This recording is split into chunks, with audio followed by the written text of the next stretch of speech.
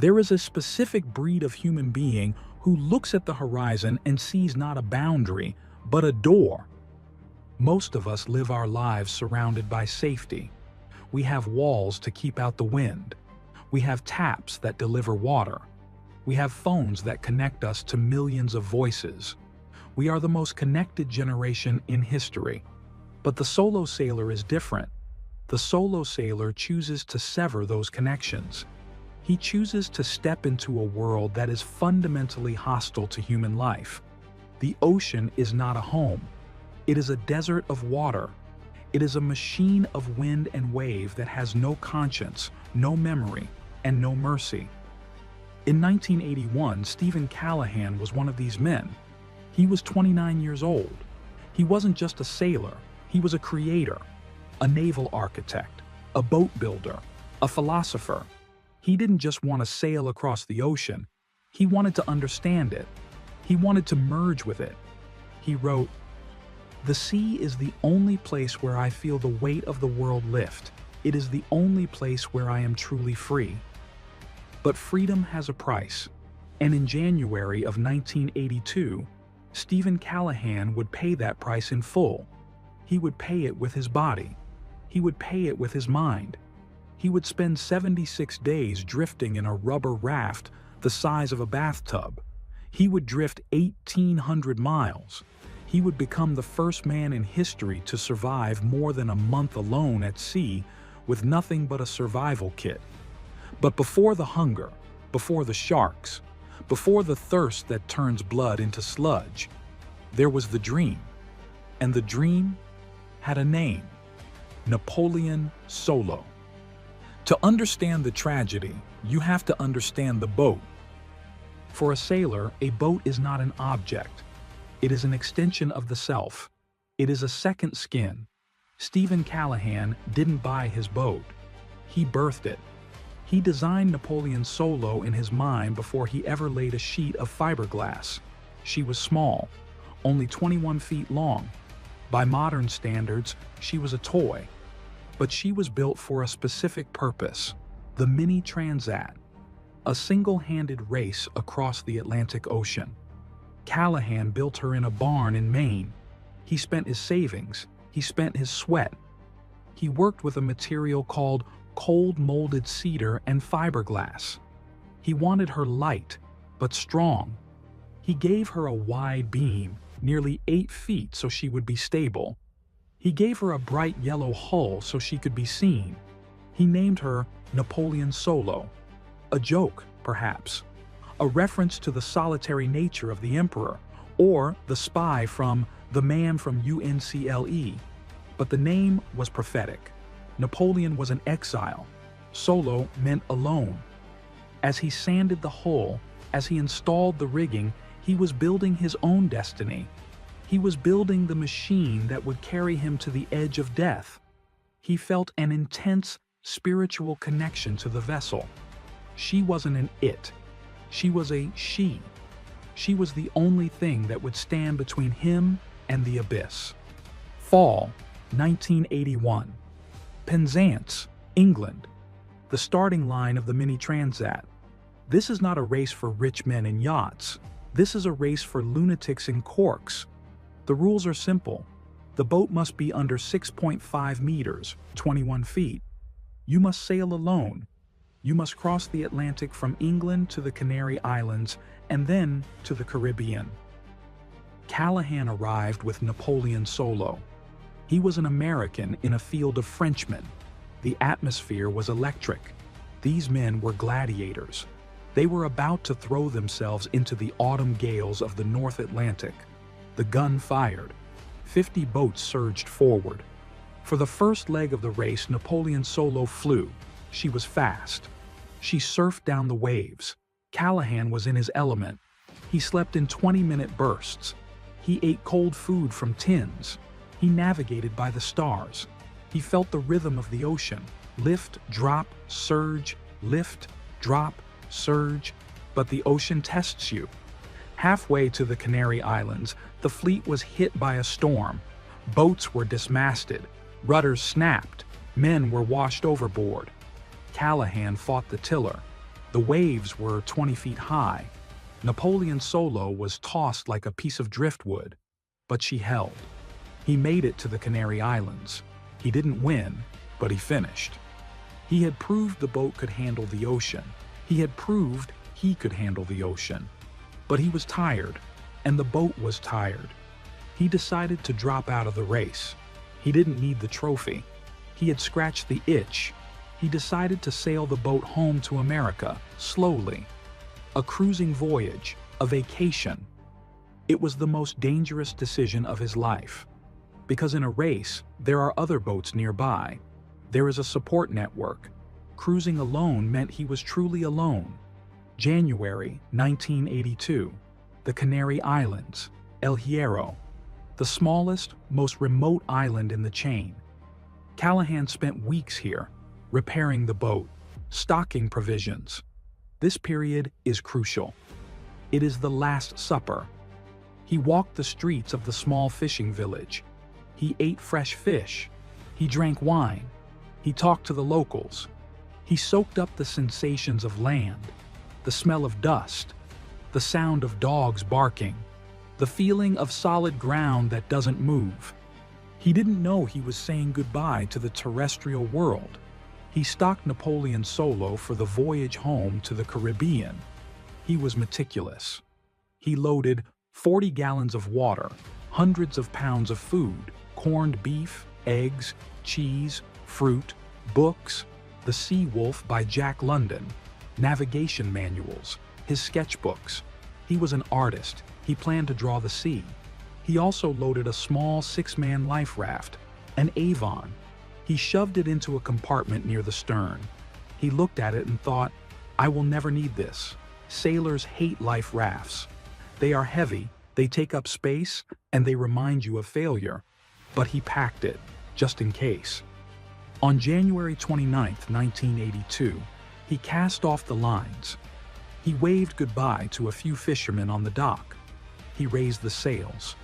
The yellow boat caught the trade winds. He pointed the bow west, toward the sunset, toward America, toward the void.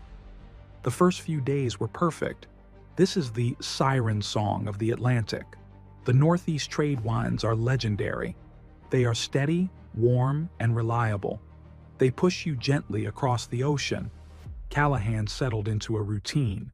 Wake up, check the compass, adjust the self-steering gear. He called her auto. Make coffee on the gimbaled stove. Sit in the cockpit and watch the flying fish. Read, draw, navigate at noon with the sextant. It was idyllic. It was exactly what he had dreamed of. He was the master of his own universe. He wrote in his log, "The sailing is easy. The sky is blue. I am the luckiest man alive." He was sailing through a part of the ocean that is empty. The shipping lanes are further north. The fishing fleets are closer to shore. He was in the middle of the wild. There were no planes overhead, no contrails. Just him, the boat, and the whales. He saw whales often, massive sperm whales, pods of dolphins. He felt a kinship with them. He wasn't an intruder, he was a visitor. But the Atlantic is moody. On the night of February 4th, the barometer began to drop. The sky turned a bruised purple. The wind shifted. A gale was coming. February 4th, 1982. 7 days out. The wind rose to 40 knots, then 50. The waves grew from playful hills into moving mountains. Napoleon Solo was small. She began to struggle. Callahan shortened the sails. He reefed the mainsail down to a tiny triangle. He battened down the hatches. He wasn't afraid. He had been in gales before. This was normal. He went below deck to wait it out. The noise inside a fiberglass boat in a storm is deafening. The water hammers against the hull like a sledgehammer. Bang, bang, bang. The rigging screams. The boat groans. Callahan tried to sleep. He wedged himself into his bunk. He trusted his boat. She was strong. She was built of cedar and glass. She could take a beating. He fell into a fitful sleep. He dreamed of home. He dreamed of land. February 5th, 1982, 11 p.m. It happened in the dark. Callahan was asleep. He was naked. Suddenly, a sound like a cannon shot. Crack. The boat stopped dead. It wasn't a wave. A wave pushes you. This was a collision. Callahan was thrown from his bunk across the cabin. He hit the wall. He scrambled up. The boat was heeling violently. He heard the sound of rushing water, not outside, inside. The terrifying gurgle of the ocean entering the home. He grabbed a flashlight. He looked at the floorboards. They were floating. Water was geysering into the cabin. His mind raced. What did I hit? A shipping container? A submerged log? Or a whale? In the storm, whales often surface to breathe. If a 21-foot boat hits a 40-ton whale at speed, the boat loses. It didn't matter what it was. The only thing that mattered was the water. It was rising fast, ankle deep, knee deep. Napoleon Solo was dying. Panic is the enemy. Callahan forced himself to breathe. He knew he had seconds, not minutes. He had to abandon ship. But you don't just jump into the ocean. If you jump with nothing, you die in 3 days. He needed the ditch bag. The ditch bag is the holy grail of survival. It contains the emergency flares, the water, the food. He scrambled through the rising water. The cabin was chaos. Books were floating. Cans of food were rolling around. He found the bag. He climbed up the companionway stairs. He burst into the cockpit. The storm was raging. Rain lashed his naked skin. The wind howled. The boat was sinking stern first.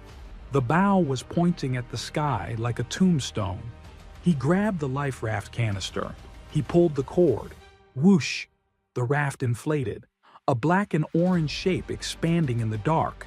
He threw the raft into the water. It was tethered to the sinking boat by a thin line. He jumped in. The water was warm. That was the only mercy. He scrambled into the raft. It was a chaotic, bouncing rubber dungeon. He was safe. But then he realized something terrible. He had the raft. He had the ditch bag. But he had left the most important thing behind. The EPIRB, the emergency position indicating radio beacon. The device that screams to satellites, "I am here." It was still inside the sinking boat. Most men would have cut the line and drifted away. Steven Callahan is not most men. He looked at his sinking boat. He knew that without the EPIRB and without more water, he was dead. He had to go back in. He tied the raft line to his wrist. He dove back into the ocean. He swam into the sinking boat. The water was up to the ceiling in the cabin. There was a small air pocket near the bow. He swam through the debris.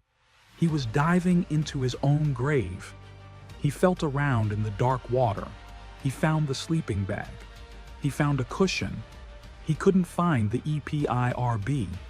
It was gone, washed away or buried under the debris. But he found something else, his spear gun, and a solar still, a device to make fresh water. He grabbed them. His lungs were burning. The boat groaned. She was going down. He kicked hard. He shot out of the hatch, gasping for air. He hauled himself back into the raft. He looked back. Napoleon Solo was gone. The mast was underwater. The hull slipped beneath the waves. She didn't make a sound. She just vanished. Callahan sat in the raft. He was naked. He was shivering. He was 800 miles west of the Canaries. He was 1,800 miles east of the Caribbean. He was in the middle of the Atlantic Ocean, in a gale, in a 6-foot rubber boat. And he was alone. February 5th, 1982. Dawn. The sun rose over a confused, angry sea. The gale had passed, leaving behind 20-foot swells that rolled like hills of gray glass. In the trough of one of these waves sat a bright orange speck. The Avon 6-man life raft. It sounds spacious. 6-man. In reality, it is a hexagonal rubber donut. The interior space is about the size of a queen-size mattress, but round. It has a canopy, a tent-like cover held up by a rubber arch to protect from the sun and rain. The floor is thin rubber. When a fish swims underneath, you can feel it against your back. When a wave hits, it feels like being kicked in the kidneys. Steven Callahan sat in the middle of this donut. He was shivering uncontrollably. He was still naked, wrapped in the wet sleeping bag he had salvaged. His world had shrunk from a planet to a boat to a circle 6 feet across. He looked around. The horizon was empty. No ships, no land, just the endless rhythmic heaving of the Atlantic. Up, down, up, down. It creates a sensation of constant vertigo. You are never still. You are always bracing yourself. He realized then that the raft was not a boat. A boat cuts through the water. A raft wallows. It is a victim of the ocean, not a traveler. He had become flotsam. He had to take stock. Survival is a math problem. Calories plus water divided by time equals life or death. He opened the ditch bag. He laid out his treasures on the wet rubber floor. It was a pathetic pile. Food: 1 tin of corned beef, a few ounces of peanuts, some raisins. Total, about 3 pounds of food, enough for maybe 3 days of normal eating, or 10 days of starvation eating. Water: 8 pints of fresh water in a plastic bag. That's it, 1 gallon. The human body needs a pint a day just to keep the kidneys functioning. He had 8 days of life. Equipment: a spear gun, crucial, a pocket knife, a mirror for signaling, a few flares, 2 solar stills, devices to distill seawater, a pencil, a Tupperware box containing his navigation charts. He did the math. He was 1,800 miles from the Caribbean. The ocean currents drift west at about 15 to 20 miles per day. 1,800 divided by 20 equals 90 days. He had water for 8 days. He needed water for 90 days. The equation was impossible. Most men would have looked at those numbers and given up. But Callahan was a naval architect. He didn't see a death sentence. He saw a design flaw. "Okay," he whispered. "I have to solve the water problem. Then I have to solve the food problem. One problem at a time." He needed to personalize his prison. If he treated it like a coffin, it would become one. He named the raft Rubber Ducky III. Rubber Ducky the first and the second were rafts he had used in training. He established a council of 2. In extreme isolation, the mind splits. There was the captain, the rational, cold, demanding voice. Check the horizon, fix the still, do the work. And there was the kid, the frightened, weeping, emotional voice. "I'm going to die. I want my mom. It hurts." Callahan allowed the kid to cry, but only when the captain said it was okay. "You can cry for 10 minutes, the captain would say. "Then we have to work." He established a routine. Sunrise, look for ships. Morning, work on the solar stills. Noon, take a navigation site, using a makeshift sextant made from a pencil in the horizon. Afternoon, fish. Sunset, look for ships. Night, try to sleep without drowning. It sounds organized. In reality, it was a nightmare of saltwater sores, constant motion, and terror. Day 5. The water was running low. He had rationed himself to half a pint a day, a few mouthfuls. His mouth was sticky. His tongue was swelling. He dreamed of ice. He dreamed of waterfalls. He dreamed of the sound of a toilet flushing, gallons of precious water wasted. He looked at the ocean. Billions of gallons of water. All of it poison. It is the ultimate torture. To be surrounded by the thing you need, but unable to touch it. If you drink seawater, The salt dehydrates you faster. It causes kidney failure, hallucinations, and madness. Water, water, everywhere, nor any drop to drink. He took out the solar stills. These were inflatable plastic balloons. You put seawater in the bottom. The sun evaporates the water. The vapor condenses on the plastic dome and runs down into a collection bag. Pure, distilled water. He inflated the first one. He tethered it to the raft. It floated on the ocean. He waited. An hour passed. He checked the bag. Nothing. The still was defective. It was leaking air. It collapsed. He cursed. He screamed at the plastic. He tried the second still. It inflated. It held its shape. He watched it like a hawk. Drop by drop. The magic of physics. By the end of the day, he had produced half a pint. It wasn't enough. He needed 2 pints a day to survive in the tropical heat. He was losing the race. Day 10. Something changed in the water around him. A raft in the ocean acts like a FAD, fish aggregating device. Barnacles began to grow on the bottom of the raft. Tiny crabs appeared. Then came the triggerfish. Small, stupid, tasty fish. And then the Dorados, mahi-mahi. Beautiful, golden green fish. Fast predators. They started following the raft, a school of them. They lived in the shadow of the Rubber Ducky. Callahan looked at them. They were his only companions. They bumped against the raft. They looked at him with big eyes. He called them his doggies. But he was starving. The corned beef was gone. He looked at his friends, and he picked up the spear gun. He leaned over the edge. The Dorados were curious. They swam close. Thwack!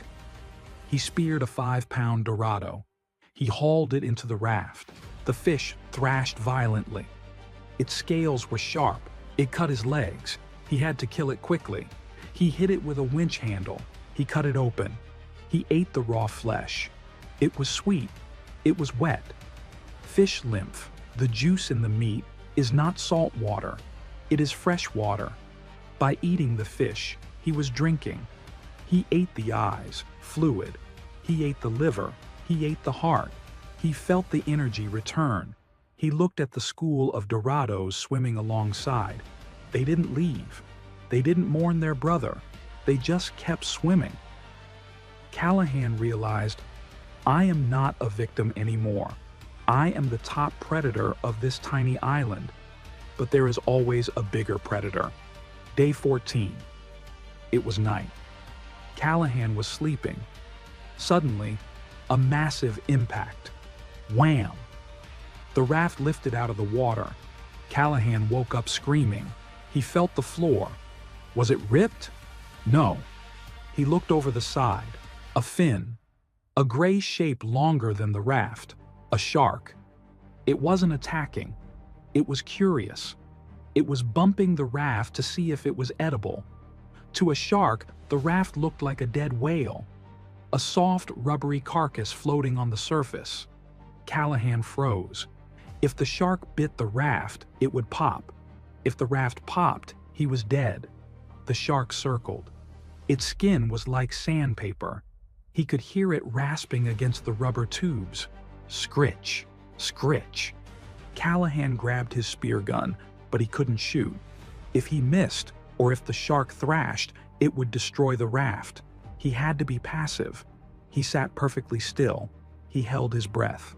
Go away, he prayed. Please, just go away. The shark bumped him one last time. Then it slid away into the dark. Callahan didn't sleep that night. He sat with his hand on the rubber wall, feeling the vibration of the ocean, waiting for the teeth. Day 20. A ship. He saw it on the horizon, a freighter. It was huge. He could see the bridge. He could see the smoke. It was heading right for him. Adrenaline dumped into his system. I'm saved. He grabbed his flare gun. He waited until the ship was close, about 3 miles. He fired. A red star shot into the sky. It burned bright against the blue. He waited for the ship to turn. He waved his orange shirt. He used his mirror to flash the sun at the bridge. "Look at me. I am here." The ship kept coming. It got closer. Then, it passed him. He could see a guy walking on the deck. He screamed until his throat bled. "Hey! Hey!" The ship kept going. The wake rocked the raft. The sailor on deck didn't look down. He was looking at the horizon. Big ships run on autopilot. The crew is inside watching movies or eating lunch. They don't look for tiny orange specks. Callahan watched the ship disappear over the horizon. The silence that followed was heavier than before. The hope was worse than the despair. He collapsed in the bottom of the raft and sobbed. "They didn't see me. Nobody sees me." He realized then that he couldn't wait for rescue. Rescue was a lottery ticket. He couldn't bet his life on it. He had to drift. He had to drift all the way to America. Day 30. The environment was eating him. Salt water is corrosive. Callahan was constantly wet. The waves splashed into the raft. The condensation dripped. His skin began to dissolve. Salt sores, boils filled with pus, opened up on his legs, his back, his buttocks. Every time he moved, the rubber chafed the open wounds. It felt like being sanded with broken glass. He couldn't sit. He couldn't lie down. He had to suspend himself using pads and cushions to keep his sores off the rubber. He looked at his legs. They were rotting. He worried about gangrene. If infection set in, he was dead. He had to wash the sores with fresh water, but fresh water was more precious than gold. He had to make a choice: drink or wash. He chose to drink. He let the salt eat him. Day 40. Disaster. The good solar still, the one that was keeping him alive, ripped. A tiny hole in the plastic. He tried to patch it. The tape wouldn't stick to the wet plastic. The production dropped to 0. He had 3 pints of water left in his storage. 3 days. He was halfway across the ocean. He was 900 miles from anywhere. He spent the next 3 days in a frenzy of engineering. He became MacGyver. He used pieces of the chart. He used fork tines. He used bits of string. He had to fix the still. His life depended on a piece of plastic the thickness of a trash bag. He failed. Then he failed again. He was so thirsty he started to hallucinate. He saw rain clouds that weren't there. On the 3rd day, he finally managed to tie off the leak with a piece of fishing line. It wasn't perfect, but it worked. The first drop of water trickled into the bag. He licked it off the plastic. He cried. He had cheated death again, but he was tired. He was a skeleton wrapped in rotting skin, and the ocean was getting rougher. Day 43. The sun was relentless, but the ocean was getting aggressive. The waves were steeper now, more confused. Callahan was fishing. He had speared a large dorado, a fighter. The fish thrashed violently on the spear. The spear gun recoil jerked in Callahan's hand. The sharp metal tip of the spear scraped against the bottom tube of the raft. Hiss! The sound was quiet, but to Callahan, it was louder than a bomb. He froze. He put his hand on the rubber. He felt the air rushing out. The bottom tube, the main flotation chamber, was punctured. The raft had 2 chambers, an upper ring and a lower ring. If one failed, the other would keep him afloat, but the raft would become a floppy, unstable mess. Water would rush in. The floor would buckle. He would be sitting in the ocean, not on it. He scrambled to find the hole. It was underwater. The raft began to sag. The structure collapsed. Callahan was suddenly wallowing in a half-sunken bathtub. The waves washed over the side. His equipment, his sleeping bag, his charts, his precious water was soaked. He tried to pump it up. He pumped like a madman, but the air leaked out faster than he could put it in. He was sinking. Not fast, but slow. The raft was dying. For the next 10 days, Steven Callahan lived in a state of pure, unadulterated hell. He couldn't fix the hole because the rubber was wet. Glue doesn't work on wet rubber. He had to dry the area. But how do you dry something that is submerged in the Atlantic Ocean? He had to create a cofferdam. He used a piece of foam cushion. He pressed it against the hole to create a seal, then pumped the raft up. It held for 5 minutes. Then the seal broke and the raft collapsed again. He couldn't sleep. He had to pump air every 15 minutes, 24 hours a day just to stay afloat. His hands were raw blisters. His back was agony. He was exhausted. He started to hallucinate demons in the waves. "Just give up," the kid whispered. "Just let it go. It's so easy." "No," the captain roared. "Pump." Day 53. He was at the end of his rope. He couldn't pump anymore. He looked at his equipment. He looked at a fork. He looked at a piece of string. And then he looked at the Tupperware box that held his charts. It was a simple plastic box. But Callahan, the naval architect, saw a solution. He realized he needed a mechanical seal, not a chemical one. He needed to clamp the hole shut. He cut the Tupperware box into pieces. He took the cork from a wine bottle, which he had saved, miraculously. He created a plug. He used the string to tie the plug to the plastic plate.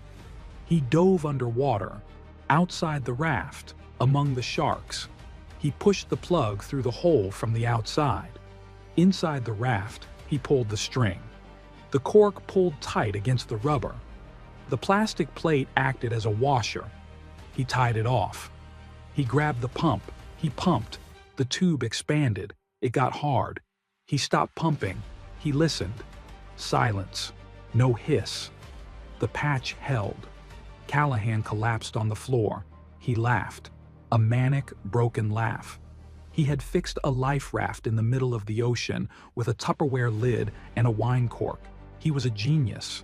He was alive. Day 60. He was drifting into the tropics.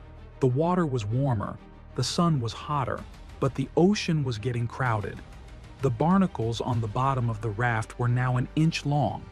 They were heavy. They created drag. The raft was slowing down.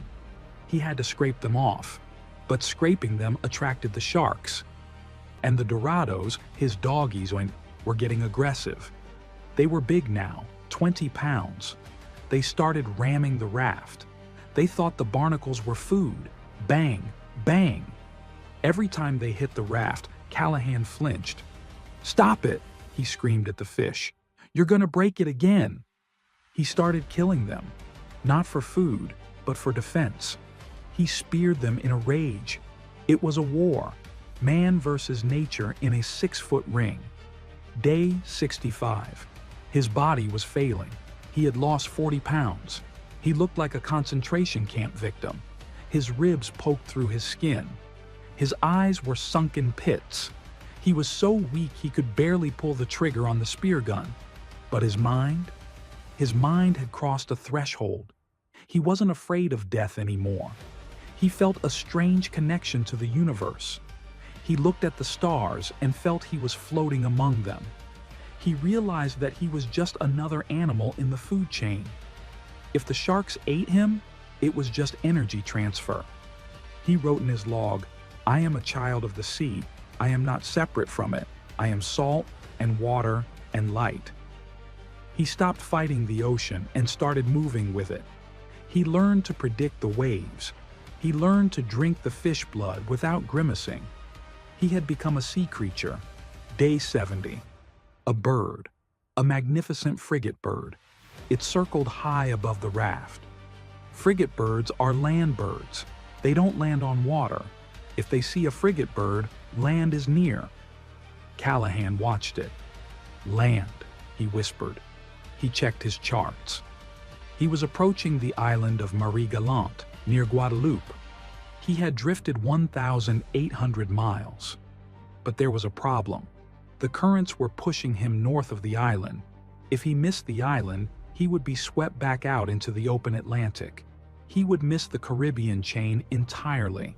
He would drift until he died. He had to steer. A life raft doesn't steer, it spins. He used his makeshift rudder, a plywood board he had salvaged. He paddled for days. His arms were sticks, but he paddled. He had to fight the ocean one last time. Day 75. Night. He saw them. Lights, not stars. Yellow, electric lights. Street lights. He could smell it. The smell of dirt. The smell of burning charcoal. The smell of flowers. It was the most intoxicating perfume he had ever smelled. He was close, maybe 10 miles. But the reef. The islands are surrounded by sharp coral reefs. If he hit the reef at night in the heavy surf, the raft would be shredded. He would be cut to ribbons. He had to wait until morning. He spent the longest night of his life sitting on the edge of the reef, listening to the roar of the surf, watching the lights of civilization. Segment 26. The Fisherman. Day 76. April 21st, 1982. Dawn. He drifted closer. He could see the palm trees. He could see the white sand. He saw a boat, a small wooden fishing skiff. 3 men were in it. They were checking lobster traps. Callahan stood up. He waved his orange shirt. He didn't scream. He didn't have the energy. He just waved. The fishermen saw him. They turned the boat. They approached slowly. They saw a bearded skeleton standing in a rubber donut, surrounded by a cloud of birds and fish. He looked like a sea demon. They got close.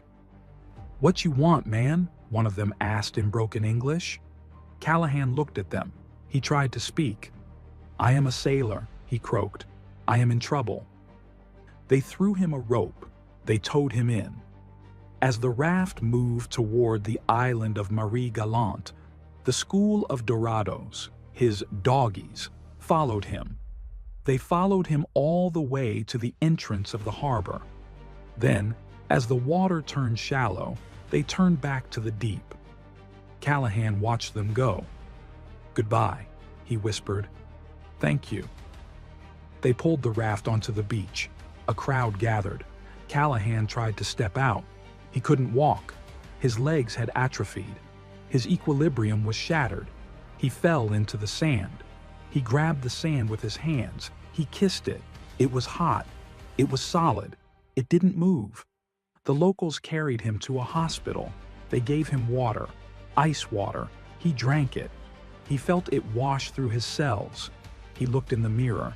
He saw a stranger, a wild man with eyes that had seen too much.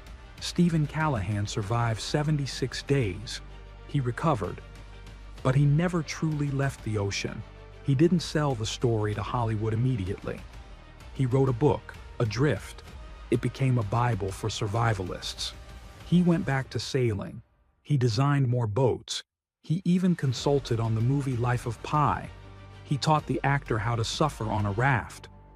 But the most profound change was internal.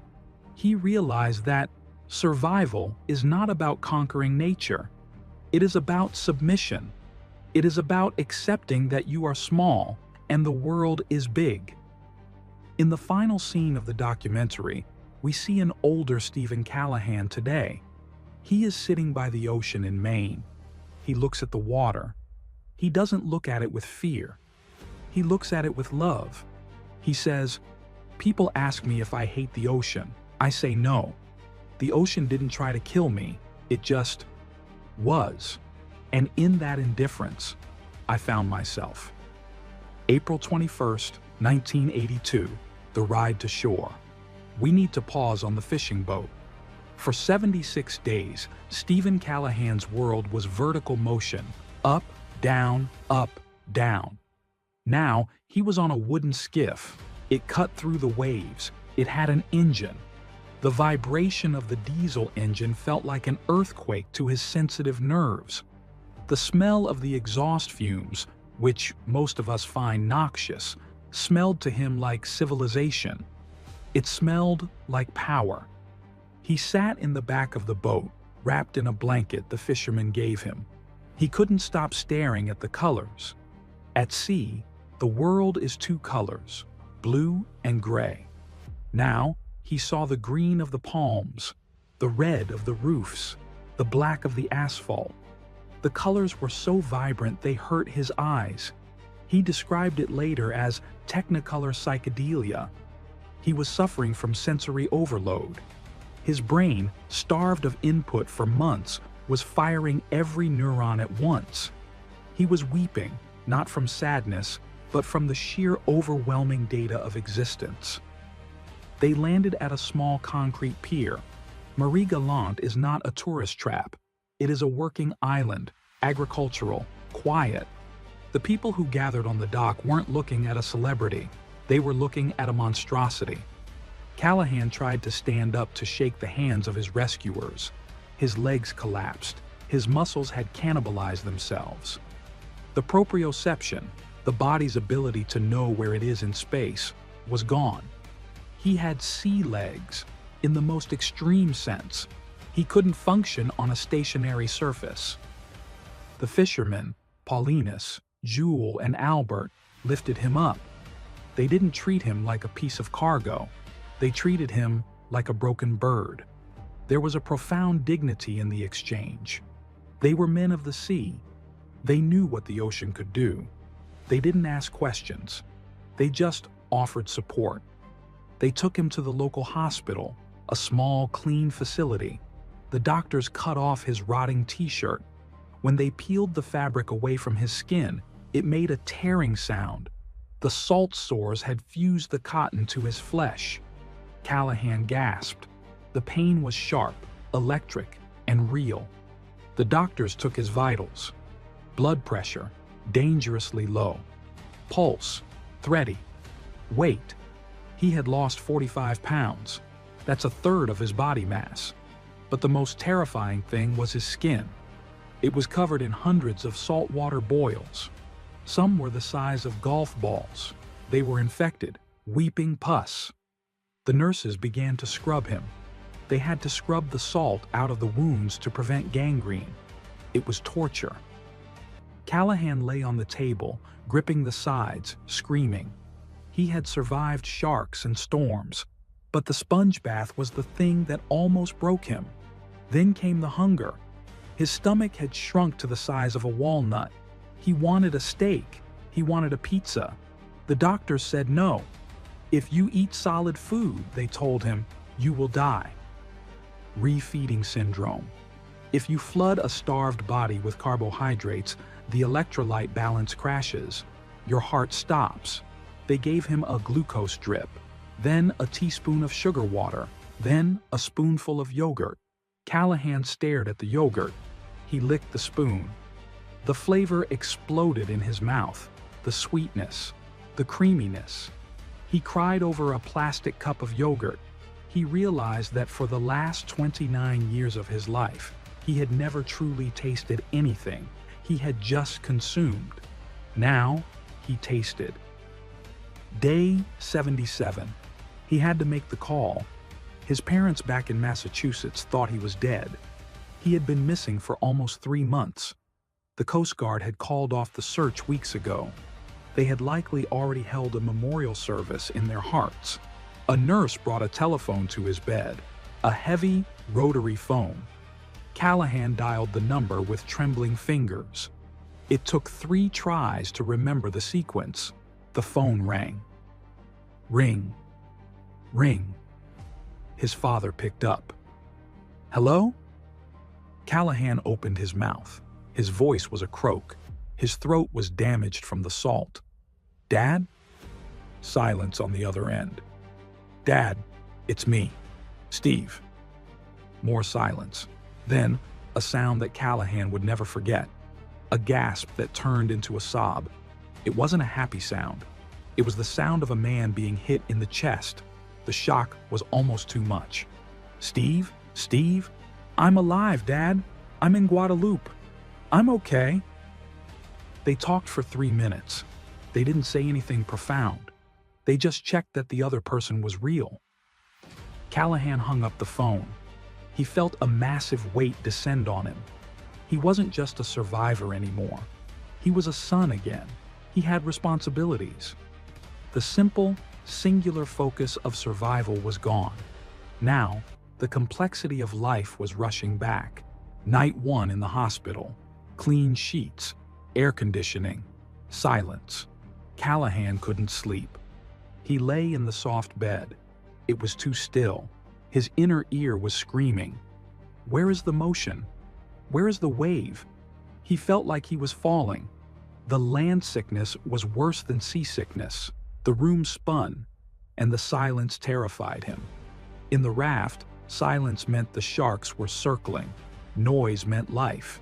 Here, the silence felt like a tomb. He crawled out of the bed. He lay on the floor, on the hard tiles. He curled into a fetal position. He wrapped himself in a sheet like he was in the raft. He rocked himself back and forth. Rock, rock, rock. Finally, he slept. Day 80. The press found him. The story was too good. The Robinson Crusoe of the Atlantic. Reporters flew in from Paris and New York. They came into his hospital room with cameras and microphones. Steven, how did you feel when the boat sank? Did you think about eating your own arm? What is the first thing you're going to do? Callahan looked at them. They looked like aliens. They were clean. They were fat. They smelled of cologne and hairspray.